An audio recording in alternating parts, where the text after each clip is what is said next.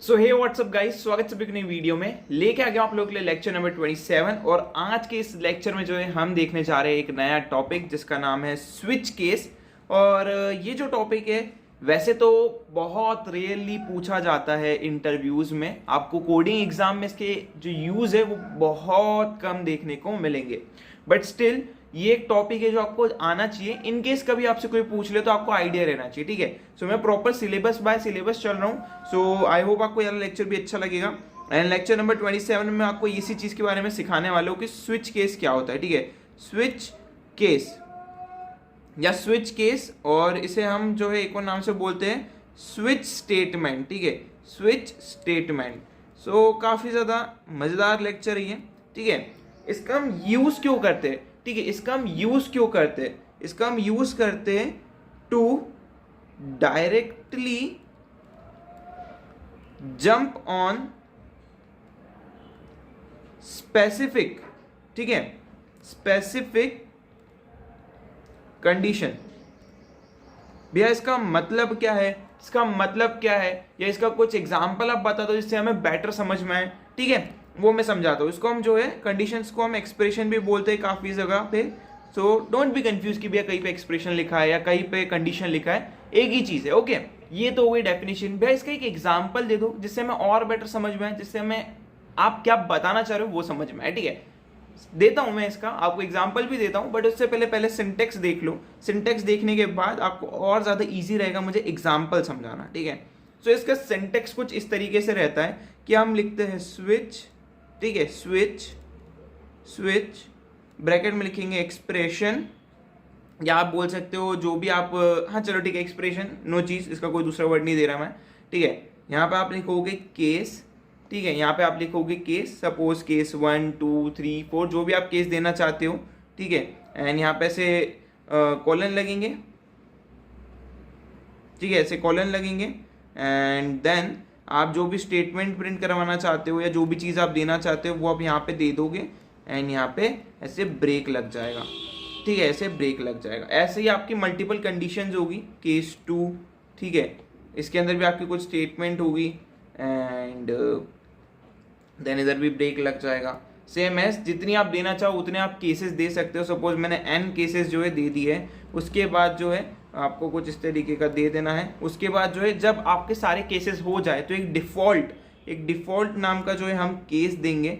इसमें क्या होगा, सपोज ऊपर के एक भी केसेस नहीं रन करे, एक भी केसेस रन नहीं करे, तो भैया ये डिफॉल्ट केस यानी बाय डिफॉल्ट केस को वो जो है रन कर देगा, जो हमारा एल्स ब्लॉक वर्क करता है, ठीक है, जो हमारा एल्स ब्लॉक वर्क करता है वैसे ही, राइट। तो यहाँ पे जो है आप जो भी स्टेटमेंट देना चाहते हो, जो भी स्टेटमेंट देना चाहते हो दे देना, ठीक है। एंड यहाँ पे ब्रेक, आओ सॉरी यहाँ पे ब्रेक नहीं लगेगा, ओके।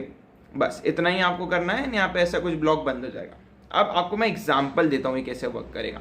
सपोज यूजर ने आपको बोला कि यार आपको जो है कोई नंबर लेना है यूजर से 1 से 10 के बीच में, 1 से 10 के बीच में आपको कोई सा भी नंबर लेना है और आपको एक मैसेज प्रिंट करवाना है, एक मैसेज प्रिंट करवाना है। कैसे और क्या बोलना चाहते हो भैया इससे। सपोज यूजर ने एंटर कर दिया 2, ठीक है। आपने जो है 10 कंडीशन लिखी इफ के अंदर, क्या अगर मेरा जो नंबर है वो इक्वल टू 1 है तो आपको मैसेज प्रिंट करवाना है s.o.p आई एम ऑन 1, ठीक है, आई एम ऑन 1 करके कोई एक मैसेज प्रिंट करवाना है, ठीक है। ऐसे ही आपको हर एक नंबर के लिए मैसेज लिखना है कि I am on 2, I am on 3, I am on 4, ठीक है। तो आप ऐसे ही 10 बार इफ लिखोगे, इफ एल्स लिखोगे क्या कि यार नंबर इक्वल टू 2, अगर ये है तो भैया s.o.p में लिख देंगे I am on 2, number 3, number 4, number 5, ऐसे 10 बार लिखोगे। सो यार आपको बार बार ये इफ का ब्लॉक लिखना पड़ेगा, पूरा का पूरा, ब्रैकेट्स का ध्यान रखना पड़ेगा, ठीक है। उसके बाद आपको जो है प्रॉपर अगले वाले ब्लॉक में भी फिर से इफ लिखना पड़ेगा, फिर से ऐसे। सो काफी ज्यादा रिपीटेटिव और थोड़ा गंदा सिंटेक्स लगता है, राइट। सो इसी चीज को टैकल करने के लिए जो है यूज करा जाता है आपका स्विच केस का। स्विच केस में क्या होगा अब समझो, बहुत अच्छे समझ में आएगा, ठीक है। सपोज मैंने कहा वही 1 से 10 नंबर में कोई वैल्यू एंटर करवानी है, तो आपने क्या करा, स्विच लिखा, ऐसा स्विच लिखा, फिर ये एक्सप्रेशन की जगह पे आपने दे दिया नंबर, ठीक है, नंबर दे दिया।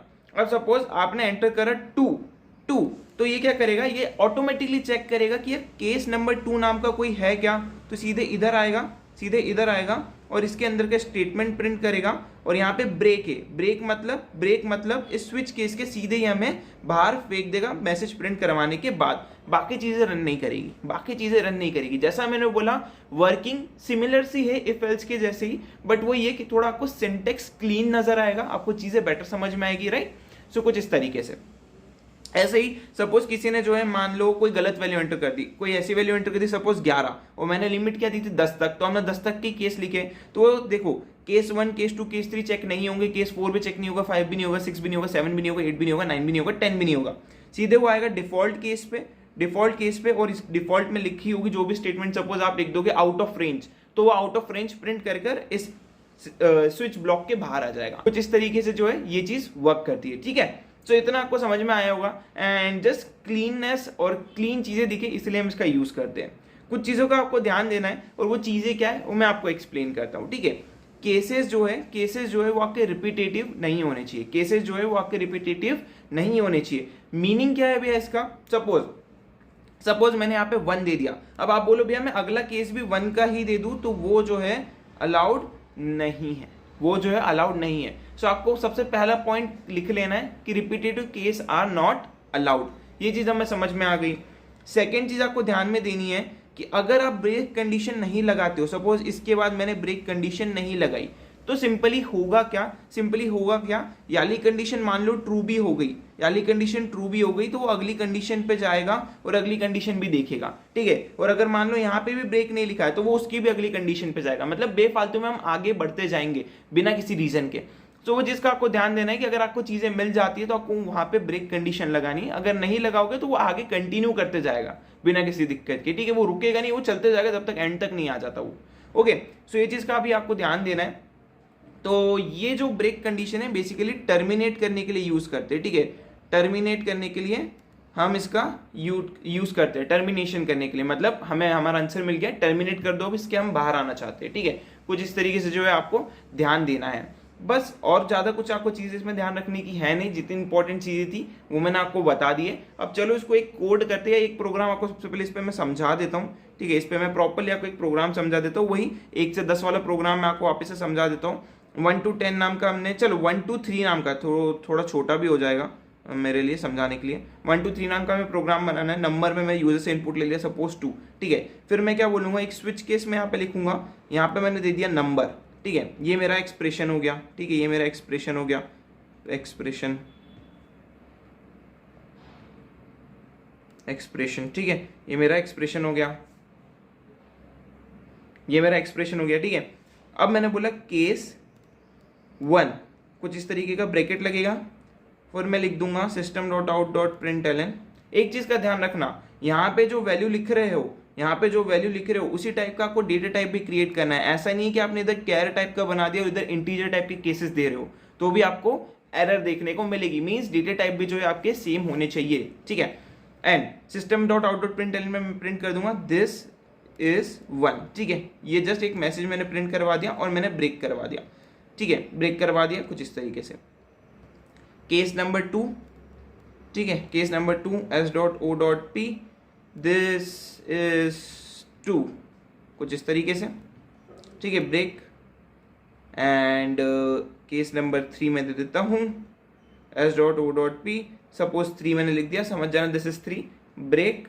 एंड लास्ट केस डिफॉल्ट लिखना चाहो तो लिखना, अदरवाइज ना भी लिखोगे तो भी कोई इशू नहीं है, जस्ट लाइक हमारे एल्स ब्लॉक की तरह, ठीक है। जरूरी नहीं है लिखना डिफॉल्ट, बट लिखना चाहो तो लिख देना। बट हाँ, एक चीज का ध्यान रखना, अगर आप डिफॉल्ट नहीं लिख रहे हो तो आपकी लास्ट कंडीशन में ब्रेक होना जरूरी है, ठीक है, वरना एरर आपको देखने को मिलेगी। ओके, सो मैं ब्रेक लगा दिया, अब मैं डिफॉल्ट लिख देता हूँ, डिफॉल्ट, ठीक है, ये मैंने ऐसा लगाया, इसमें कोई केस नहीं है, हम दे देंगे system.out.println में this is out of range, ठीक है, समझ जाना। एंड बस प्रोग्राम खत्म, इसमें आपको ब्रेक कंडीशन नहीं लगानी रहती है। कुछ इस तरीके से वर्क करेगा। यूजर ने सपोज 2 एंटर करा तो यहाँ पे आ जाएगा 2, ये चेक करेगा केस 2 कोई है क्या, तो ये यहाँ पे आ जाएगा, इसके अंदर एंट्री मिलेगी, ये आउटपुट में मिल जाएगा और यहाँ पे हमारा इफ केस बंद हो जाएगा, मतलब स्विच केस बंद हो जाएगा और यहाँ से हम जो है सीधे बाहर आ जाएंगे, आगे कुछ भी रन नहीं होगा, ठीक। चलो इसको कोड करते हैं एंड लेक्चर को रैप अप करते हैं। सो यार मैं आ चुका हूँ अपनी कंप्यूटर स्क्रीन पे। सिंपली हमें करना क्या है, मैंने एक जो है क्लास बना ली है स्विच केस के नाम से, ठीक है, आप भी बना लेना।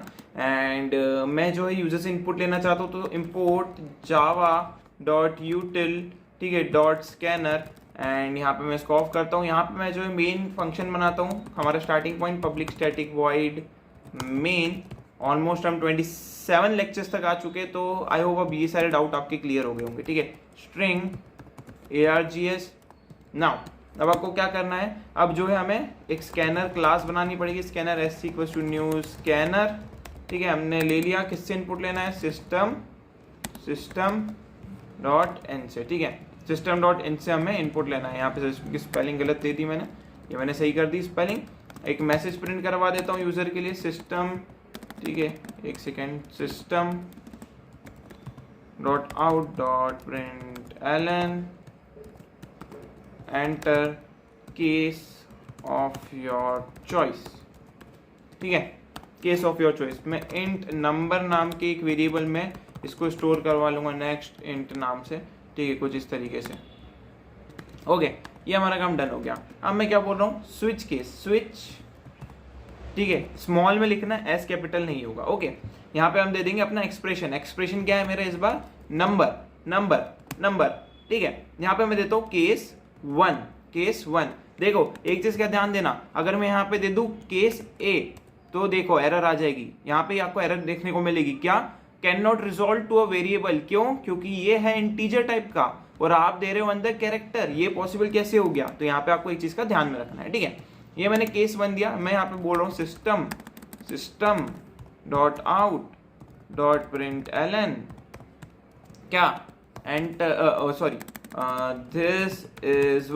दिस इज वन और ब्रेक, कुछ भी यार, देखो बड़ी चीज नहीं है, इसको याद रखने की जरूरत नहीं है, आपको बहुत रेयरली ये चीज काम में आएगी, बट हाँ इंपॉर्टेंट टॉपिक है। मतलब इंपॉर्टेंट किस पर्सपेक्टिव में, इन केस कभी आपसे कोई पूछ ले रियली में भी, तो आपको पता होना चाहिए। दिस इज 2, ठीक है, सेम एज ब्रेक, वही हम 3 वाला प्रोग्राम बना रहे हैं जो भी मैंने आपको स्क्रीन पे समझाया, केस 3, ठीक है। एंड देन सबको चेक करेंगे, जो मैंने आपको नोट्स बताए थे अभी कि ये चीज़ पॉसिबल नहीं है, ये चीज़ पॉसिबल नहीं है, वो सारे भी हम परफॉर्म करेंगे, ठीक है।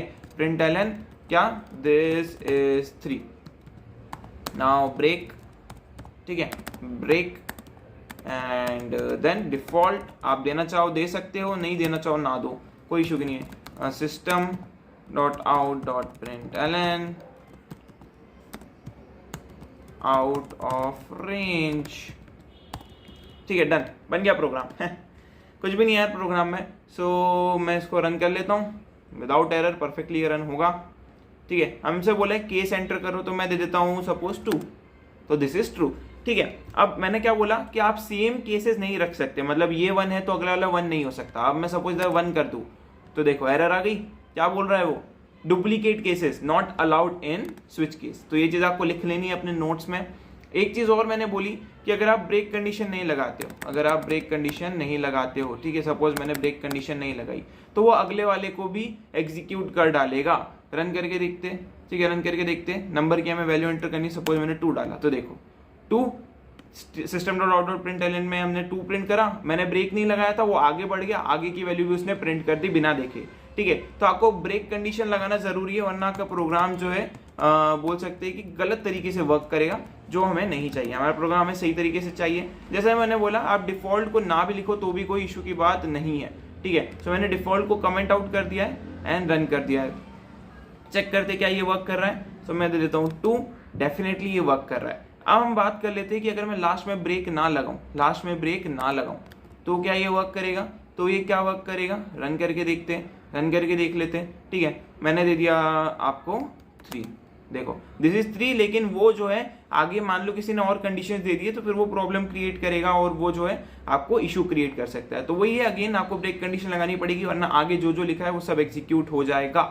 अब रन करते हैं जरा, हम क्या करते हैं, हम जो है एक और डिफॉल्ट बना के देखते हैं, क्या ये पॉसिबल है डुप्लीकेट डिफॉल्ट बनाना। तो मैं सेव करके देखता हूँ, तो नहीं, देखो एरर आ गई। तो ये भी चीज़ आपकी पॉसिबल नहीं है। अगेन जैसा मैंने बोला, वो एक हमने कैरेक्टर टाइप का भी चीज़ देखी थी, कैरेक्टर देखा था और हमने अंदर इंटीजर केसेस दिए थे, तो मैंने सपोज कैरेक्टर दे दिया इधर एंड इसको सेव कर दिया। सो आप देख सकते हो कि ये पॉसिबल नहीं है, यहाँ पे आपको एरर मिल जाएगी। कैसे एरर मिलेगी मैं आपको समझाता हूँ। इसको मैं लेता हूँ कुछ इस तरीके से, ठीक है, डॉट कैर एट 0। ठीक है, सेव करते हैं। अब मैं ज़रा इसको रन करता हूँ, एंड यहाँ पे मैं देता हूँ ए। तो देखो आउट ऑफ रेंज, मतलब हर चीज़, अब आप कुछ भी दोगे तो वो गलत ही, एक तरीके से अलाउड नहीं है वो चीज़। ठीक है, अलाउड नहीं है वो चीज़, आपको ये चीज़ का ध्यान रखना है। सो या ये सारी चीज़ें जो इंपॉर्टेंट थी मैंने आपके साथ शेयर कर दी है। आई होप आपको अच्छा लगा होगा आज का लेक्चर। ठीक है, आने वाले लेक्चर्स में और बहुत सारी चीज़ें हम देखने वाले। इस प्रोग्राम को आप एक्सेस कर सकते हो बड़े आराम से गेटअप के ऊपर, एंड जो नोट्स मैंने पढ़ाए थे वो भी आप एक्सेस कर सकते हो। नेक्स्ट वाले लेक्चर में कैलकुलेटर प्रोग्राम को बना के देखेंगे स्विच केस से, एंड देन इस स्विच केस को रैप अप कर देंगे।